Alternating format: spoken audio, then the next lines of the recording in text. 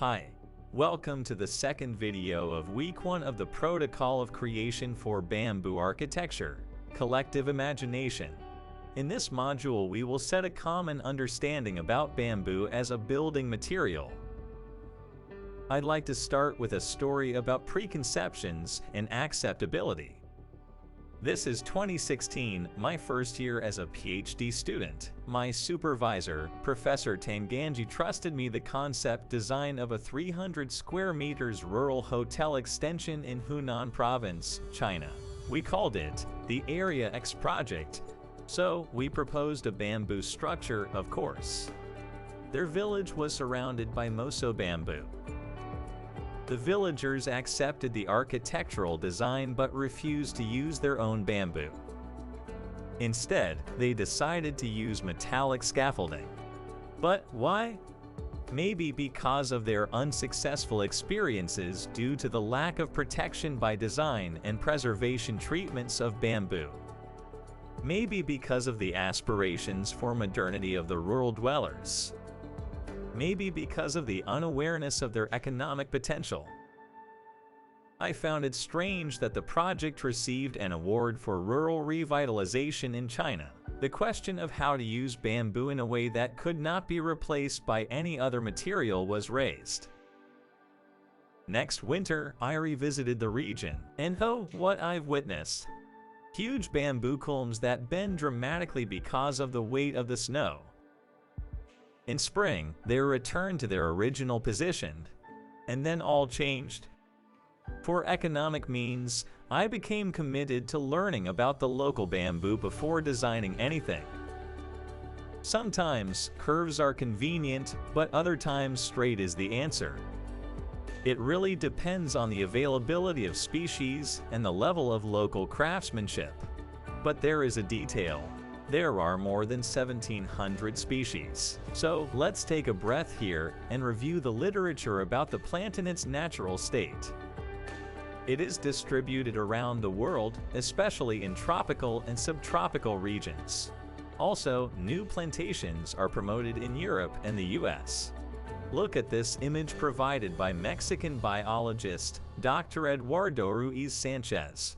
Experts say that bamboo may have arisen somewhere around 70 to 100 million years ago. 50 million years are also mentioned. In any case, that's a lot more than human beings' existence. Bamboo was one of the first plants to flowering. If the bamboo has already survived all the global cataclysms, and the human being is such a young animal, there is very little we can teach the bamboo. Better take advantage of its experience and design according to what it offers, and not the other way around. Let me ask you something. If you are in this forest, can you distinguish what is a mature culm suitable for construction and what is not?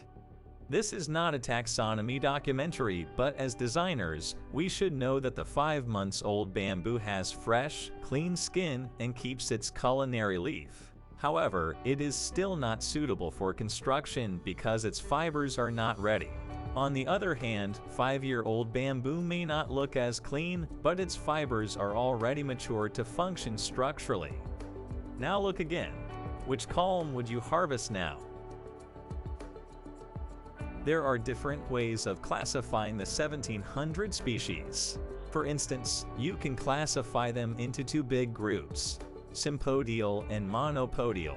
Sympodial bamboos are those that grow in limited space. Monopodial bamboo is also known as invasive because a single bamboo can spread an entire mountain.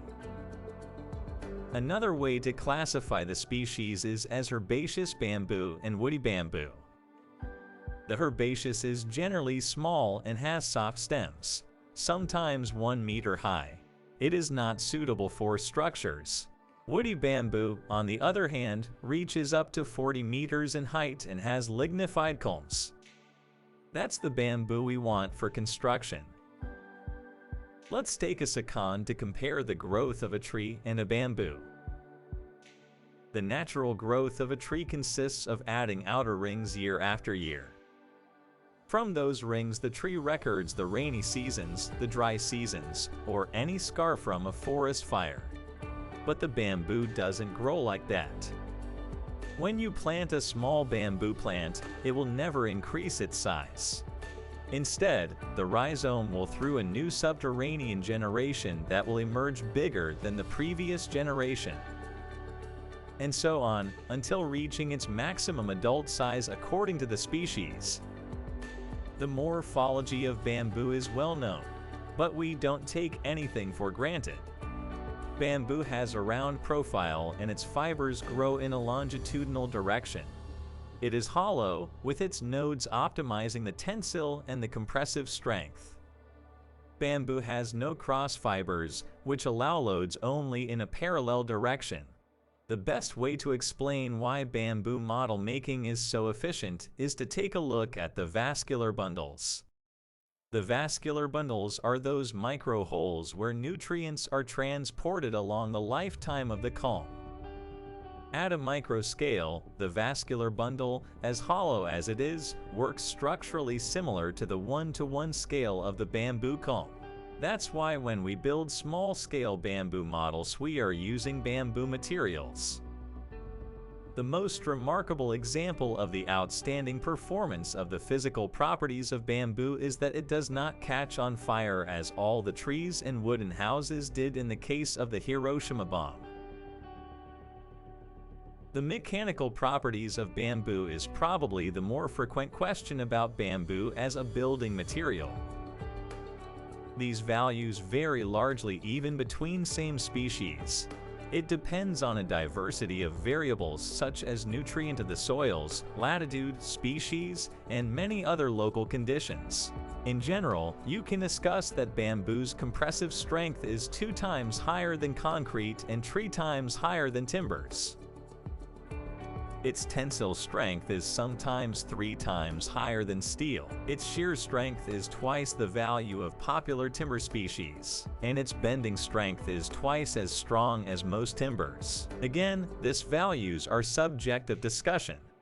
Next, Veronica, a structural engineer specializing in bamboo and CEO of Bambuterra, shares 4 of the myths and realities about bamboo as a construction material. Hi Veronica, go ahead. Thank you, Daniel. Here is myth number 1. Bamboo is invasive. Reality: only the running bamboo or monopodial bamboo is considered as invasive. Check this out. The running bamboo grows mainly in Asia, and it represents 80% of the world's market value. So, invasive is not necessarily bad. Right? Myth number 2. The bamboo is a tree. Reality: in fact, bamboo is a grass, a giant grass. The largest and the only one that can diversify into a forest. Myth number 3. Bamboo grows only in China. Reality: it grows naturally in all the tropical and subtropical regions. Myth number 4. Bamboo is not durable. Reality: well, it depends. Protecting it by design and with a preservation treatment, it will last for 100 years. But not all the projects need to last for decades. Sometimes the requirement is for shorter time. Then you design for it. That's all from me for now, Daniel. I will visit you during the live session of week 5. I'll take a look at the participants' design results and give feedback from my structural engineering point of view. Thank you, Veronica, for doing that. See you in week 5 then. See you then, Daniel. Veronica is one of the most prolific bamboo structural engineers. I'm sure that her feedback will add great value to your results during the Protocol of Creation program. Let's go to that point. In short, to wrap the idea around, here are 8 little known facts about bamboo. Number 1. It's a graminea. Rice, wheat, and barley belong to this family. Number 2. More than 50 million years of natural evolution versus how many human beings have. Number 3. It's a plant, but somehow also an animal. Let me explain. Its parenchyma, fibers, and vessels are similar to the muscle, skeleton, and blood vessels of the animal body. Number 4. It's an extreme survivor. Not only survived the global cataclysms of Earth through the millions of years, also it was the first plant to grow from the crater of Hiroshima's bomb. That's according to the book The Gift of the Gods by Oscar Hidalgo. This book is public domain, but I put it below this video to make sure you have it with you. Number 5. Bamboo represents a billionaire industry. Billionaire with B. For the last years, the bamboo industry has been valued over the $30 billion per year. Number 6. Bamboo is a Chinese letter. In the official dictionary, 209 words use the character bamboo, chu. Number 7. Its fiber's tensile strength is 3 times higher than its compressive strength. Number 8. From one single rhizome you can create a full forest of thousands of culms. Underground, they are all connected as one organism. How many facts did you know? Or which other facts would you add that are interesting? Bring your comments to our next Saturday's live session. So far we have discussed bamboo primarily as a natural plant. Now I would like to present a chronology of events that have traced the history of bamboo architecture. This is an attempt to locate ourselves in the history and have a clearer path of where we're headed next. There is a before and after of the bamboo architecture history. The preservation methods. Bamboo architecture has been around forever. It's just that before preservation treatments, bamboo architecture would simply biodegrade. That's why there aren't many old records of it. Our records begin during the 18th century, when some bamboo houses in Colombia were treated with natural bamboo vinegar. Some of those are still standing. Later, around the 19th century, the wooden bridges of the Grubbenmans brothers in Germany and Switzerland were already spanning 100 meters. These bridges were designed with no computers. The structures were tested through model making. The bamboo bridges built today inherited the preservation methods and some construction systems from the timber. The industrialization period forgot about bamboo. In 1953, bamboo as a building material got documented by F.A. McClure in the USA. It probably marks the reborn of bamboo after industrialization. In 1966, McClure published The Bamboos, A Fresh Perspective. This book was focused on discrimination of species for different purposes. Later on, in 1982, Oscar Hidalgo documented one of his first construction manuals, including the preservation treatment using borax solution, one of the more efficient solutions known today. In the same years, one of the most famous bamboo architects in the world today, Simon Velez, pioneered the injection of concrete inside the bamboo headers to increase the resistance of the carpentry. He was one of the first to use only bamboo treated with borax for construction of structures. Legend has it that Georg Stamm came to Colombia from Germany in the 90s to learn and work with Simon Velez. While there are many versions of the story, it's hard to deny that both helped cement a new school of thought on bamboo construction. Later, in 2003, the last edition of the classic book Bamboo, The Gift of the Gods by its author, Oscar Hidalgo, rest in peace, was published. Hidalgo's second book is considered the Bible of bamboo construction.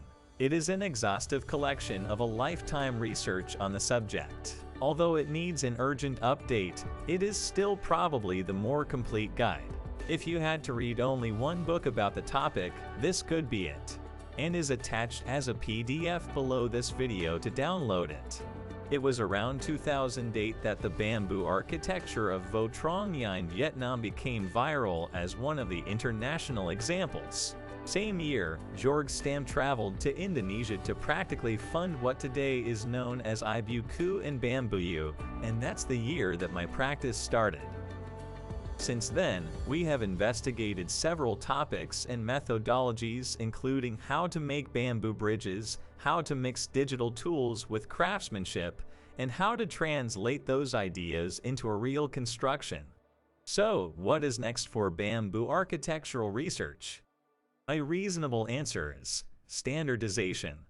The standardization could be explained in two parts: characterization and simulation. Characterization refers to testing bamboo in laboratory to provide official certainty of the mechanical properties of certain bamboo. Simulation, on the other hand, refers to softwares using the characterized data to allow us to refine the model before construction. In resume, thanks to the preservation treatments and the new standardization research, for the first time in history, bamboo architecture will be inherited for the next generations. Imagine what kind of bamboo buildings will we be able to inherit to our children. To reach that point, we need to be aware of the possible barriers that may emerge when we promote bamboo structural design. And we need to understand how to overcome them. In fact, there are 15 barriers to promote bamboo structural design. From those 15 barriers, only 4 are addressable from the fields of architecture and engineering. Those are B1, durability; B5, standards and specifications; B13, code of practice; and B15, technology transfer mechanisms. From these, the higher priority is B5, standards and specifications. But how to address it? There are 2 ways. Number 1, know the current standards. Many countries are creating their own standards, but all of them refer at some point to the ISO 22156. Google it. Number 2, choose prefabricated systems. Bamboo architecture is the flag of the bamboo industry. However, in the big picture, the economic benefit is not in the architecture, but in the industry. Create architecture first, then the industry will follow. I want to invite you to think about bamboo as an incredible economic ecosystem that can derive from the rural sector of our societies. For example, let's discuss the bamboo shoot and how it's related to building materials. First, the shoot is the extremely young growth of bamboo. It is harvested before the 2nd week of age. You can eat it. It's delicious. It's considered a top 5 superfood. So, how is it related to bamboo as a building material? Well, harvesting the shoot makes space for the next generation. Therefore, the new culm will make better use of nutrients and sunlight, and that's how you get a better material. For example, this shoot and this structure could be from the same Moso bamboo plantation in China. Other bamboo species that can be used as material and food are the Dendrocalamus asper and the Bambusa oldemi. Just for your information, the bamboo shoots are the more profitable product of the bamboo industry as a single product. China's bamboo industry exports $30,000 million per year. 6,000 million are shoots. Yes, the Protocol of Creation program is all about bamboo architectural design. But given the situation, each bamboo structure is an active promoter of bamboo plantations. Any bamboo architect inevitably thinks about productive plantations. Thanks for watching the 2nd video of the Protocol of Creation program about collective imagination. Remember to check all the resources below this video and prepare your questions for our next live session. See you in the 3rd video of week 1 about an introduction to the 5 steps design process that we will use during the following weeks. Until then, take care.